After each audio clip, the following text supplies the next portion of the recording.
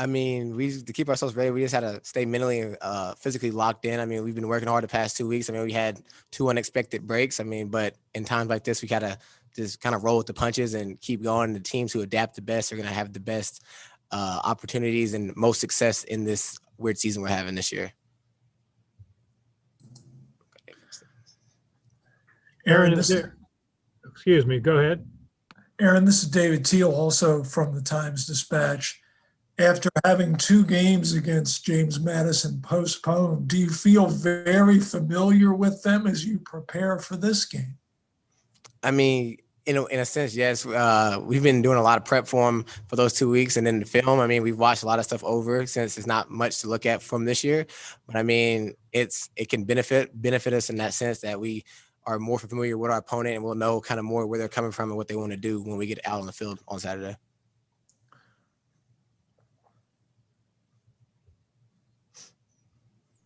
Aaron, what's Richmond's perspective on the FCS playoffs as this game could impact them and Richmond's inclusion? I mean, as much as we want to make the playoffs and be able to compete in it, I mean, we're really focused on this Saturday. And then after this Saturday, what happens is what happens. I mean, we can't control what we can't, but we know on Saturday we can control how we play and what we do on the field. So that's what we're looking forward to right now. Aaron, to follow up on John's question, do you almost view this as a playoff before the playoff, figuring if you win, it sure looks like you'll advance and continue to play? I mean, yes, I've honestly looked at the whole spring as a sense of a playoffs. I mean, there's not much room for error. So it's kind of a win, go home type of scenario all year. And so this week is just another one of those weeks we know we have to win to put ourselves in the best position to make the playoffs. And that's what we plan to do, go out there and play and take advantage of any opportunities we have. Hey, Aaron, how about from the sense of a statement game, making a statement? You guys have been able to kind of handle your opponents so far, Elon and William and Mary, but obviously James Madison will go up another level. Tell me about kind of just the approach of making a statement here on Saturday you guys have the chance to do. I mean, it's a big rivalry game. I mean, and if we want to be considered on the level as JMU is on, this is the type of game we have to be able to compete in and win if we want to be considered on that type of level. So it wouldn't be just a statement game to prove anything to anybody else. We just want people to know that we can play and that we're not any less than them. Hey, Aaron, can you talk a little bit about the length of the drives you guys have had offensively and the confidence that gets built in doing that, and kind of what you guys are thinking as those long, time-consuming drives play out and more often than not have ended in touchdowns? I mean, we knew this year that we wanted to run the ball, which is played into those long drives because we've been able to get 3-4 yards a pop. And then on third downs, we've been converting at a high level, which is nice to see this year. And it builds a lot of confidence. It shows that, like, even when we get behind the sticks, that we can still make plays and keep the drive going. And it just helps the defense out a ton, giving them breaks on the sideline so they can come out and be fast and play physical also. So it's been a great confidence boost for both us and the defense because, I mean, when they're fresh, they're, to me, one of the best defenses around. So it's fun to watch. Hey, Aaron, how much was that a point of emphasis this spring to really be solid with the running game this year? I mean, it was a huge point of emphasis. We knew that this year we wanted to be able to run downhill at people. I mean, because in the past, teams been able to drop 8 and still been able to stop the run. And we knew if we wanted to have a successful year, we're going to have to be able to run the ball and then throw the ball also. So we can keep teams off balance. So teams can't come in knowing that they're going to try to run the ball, but they can't. And then they're going to try to throw it, but we're going to have so many people in coverage, they didn't tell them where to throw the ball. So we knew this year that if we wanted to be successful, we had to run the ball. And Aaron, how much does it help your running game when you have a quarterback that can complement that, where it's not just running back oriented? You have a QB who can move it as well with his feet. I mean, it helps tremendously, especially when you run plays where Joe has the option hand or pull. I mean, it puts the defensive ends and backers in binds because, I mean, you think one play you have this run stop by tackling running back, but Joe's pulled and he's 15 yards on the field, and other plays the end sits on the quarterback and he hands it and we're right where the end should be. So it helps tremendously. I mean, Joe always ran the ball great since he's been the quarterback here. And I mean, it just helps open up things for us in the run game for running backs and also in the passing game. There's a fair amount of mystery when you play against James Madison's offense and that you don't know who's going to get the ball. They got a lot of quality backs. and you don't know who's going to be handing it off because they've used two quarterbacks. So I wonder how Richmond's defense approaches Saturday in those respects. Yeah, we know they can all play. All the backs are solid backs. They're all pretty lethal.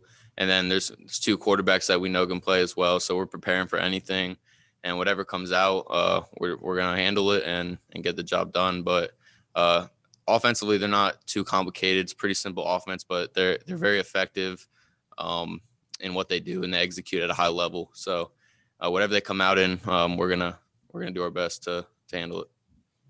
Appreciate that. Kristen, this is David Teal, also from the Times-Dispatch. Just piggybacking on John's question, is there much difference in what JMU does offensively depending on who is under center from what you can gather on tape? No, I don't believe that there's much difference. I think both of the quarterbacks, from what we've seen on this short season, are pretty much the same. All the running backs are pretty equal in what they do. They can all run the ball, keep their feet, make a man miss, and lower a shoulder if they have to. So either way, we're going to have to stop them all, whoever comes out against us. Tristan, you guys treat every game the same, but as a team, as a unit, do you understand the opportunity that this one particular Saturday provides for you guys? Yeah, no doubt. I mean, granted, this is looked at as a playoff game, but going into every week, we say it's a big game because it's our next game, not because of who we're playing or what might be at stake, even though that definitely plays a factor in how we approach everything. But we're preparing like every other week. There's no difference. And we definitely know it's at stake and that we belong to be playing at the top and ranked among the best. So we're going to go into this game with a chip on our shoulder and try to show everyone that this is where we belong and, play for that spot in the playoffs.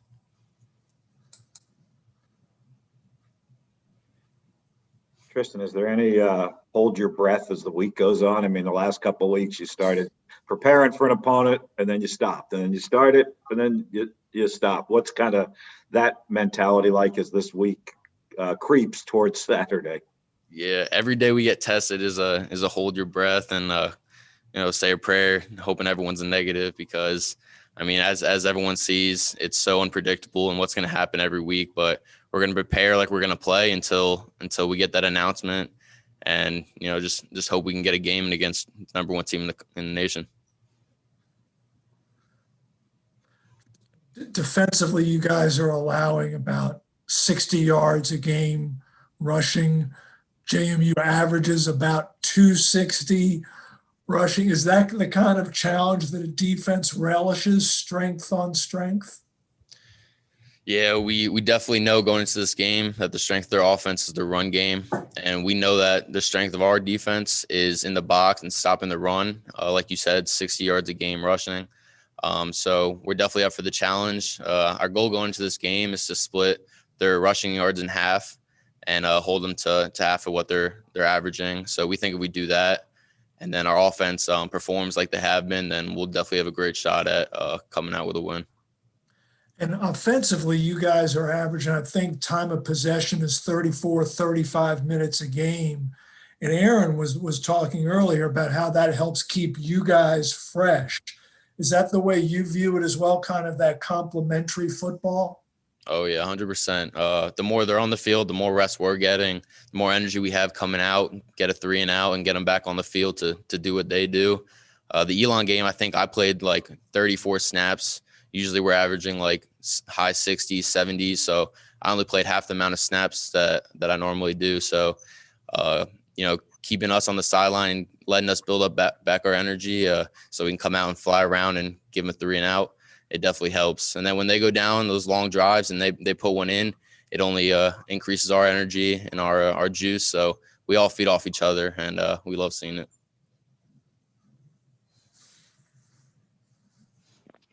Tristan, where do you feel like you guys have grown the most as a defense over the course of this spring? I would say just our overall knowledge of our defense as a whole. I think everyone in the past has been pretty good at knowing their job and assignment, but now everyone's starting to know what everyone's doing around them. So we're all communicating better, playing off each other, playing, what one person's lacking, another person will help and step up and help them with their job. So that, and then just having a bond, I think we're all growing so close and tight through all this adversity and sticking together. So it's really helping our defense as a whole, play and perform as we are. After having had two previous games against Madison postponed, do you feel very familiar with what you're about to face on Saturday just because you've had the preparation previously? Yeah, for sure. This will be like our third week now prepping for JMU. So everything we're seeing is replays of games, certain plays, a couple adjustments here and there, what we think would look best. But everything's pretty much the same, and we're just seeing stuff over and over, getting more comfortable, and hoping that because of this, our execution could be much higher than other games in the past against them. So I think it's a little helpful in a way. We got our team where we want them, and we're just going to hopefully execute at a high level.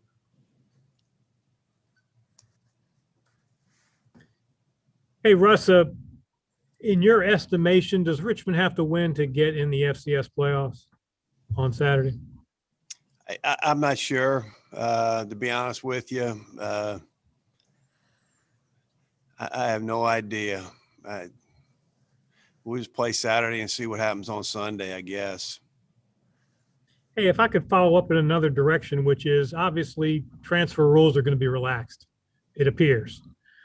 How much effect will that have on the FCS in that Richmond has benefited from FBS transfers, Madison has benefited from FBS transfers, everybody's benefited from FBS transfers.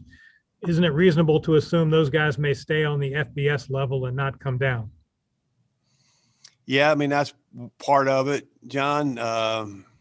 They will go lateral, and not have to come down. A guy from UVA may go to Bowling Green and play. Who knows?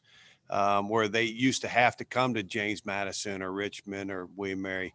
And then obviously FCS, possibility of losing some of their best players. You see it all the time already, especially with the grad school stuff where, these guys, feel like they can play at Tennessee and Alabama and places like that. And they're making those moves.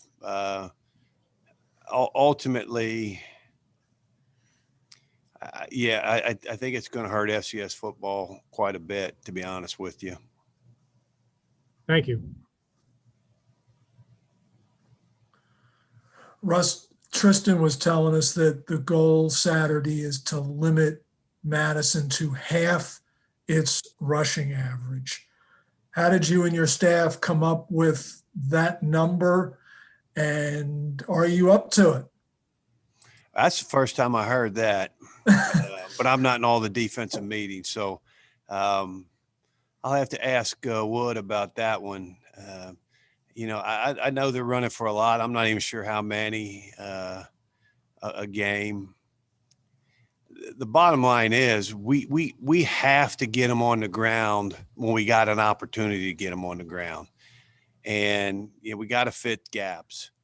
And if that's good enough, that's good enough. And we can't say, well, yeah, we had him in the backfield. Next thing you know, it's a 15-yard gain.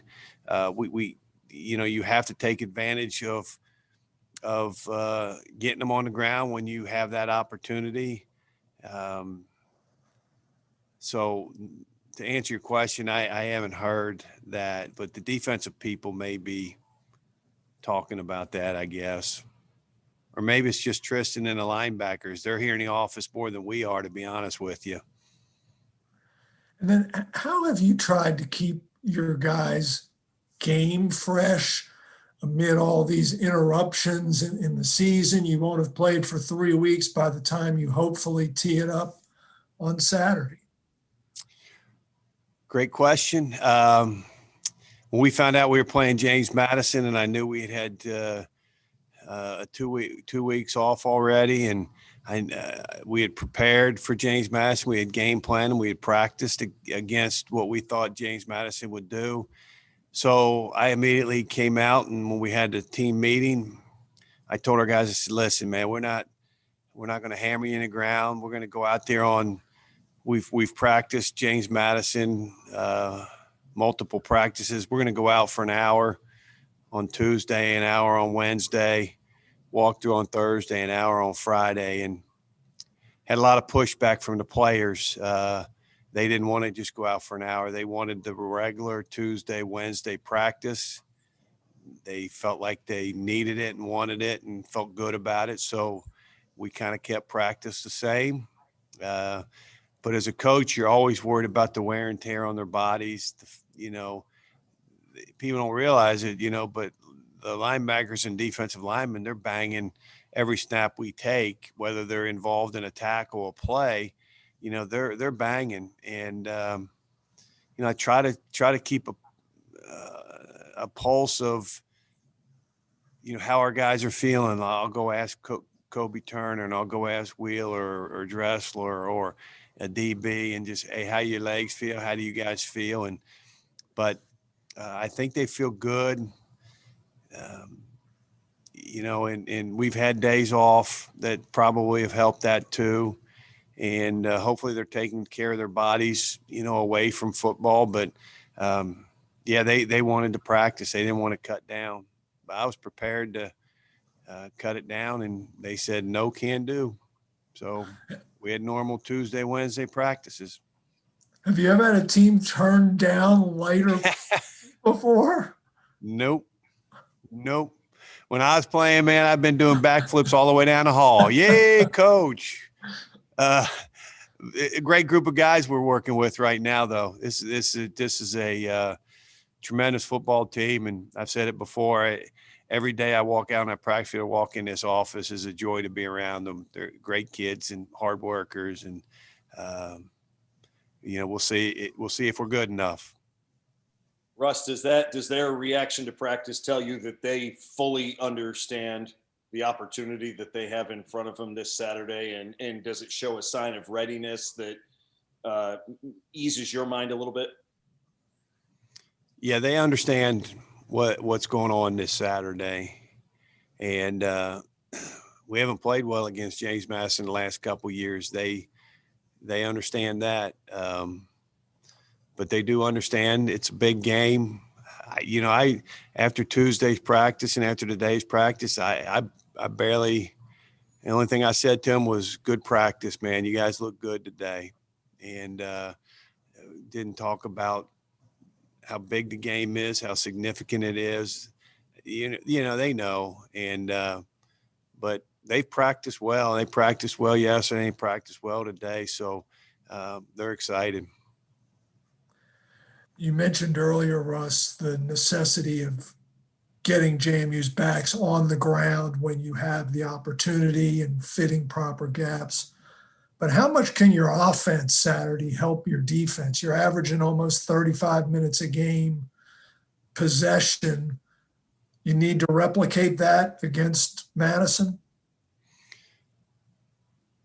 I mean, we got to have some sustained drives, no question. And our offense has really helped the defense out quite a bit this spring, hanging on to the football, converting, getting first downs, converting fourth downs. We've converted quite a few fourth downs too. And then you're getting in the red zone and I think we've only kicked 2 field goals. And so we're scoring inside the red zone, all those things. So, I don't think our offense is putting up gaudy numbers. They're putting up really good numbers, but they're hanging on to the football. They're eating clock. They're getting first downs. And that has helped the defense tremendously. And they're going to have to do it. We got to sustain drives. I mean, we can't just say, well, we're going to hit a 70-yarder on them. We got to get first downs. We got to convert third downs and sustain drives and keep defense off the field. And they've done that for 3 games. And, we'll try to do it again this week.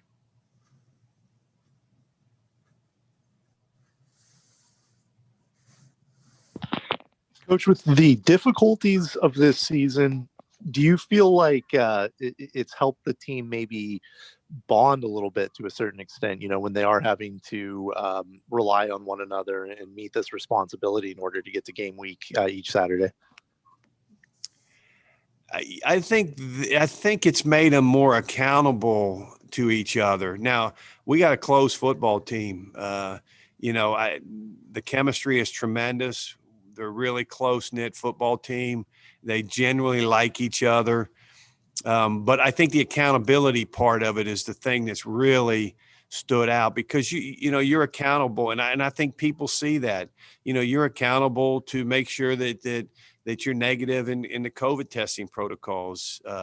You're accountable to make sure that what you're doing out of this building that's the right thing to do to have yourself ready to play. And I think that's where people have, see each other holding each other accountable.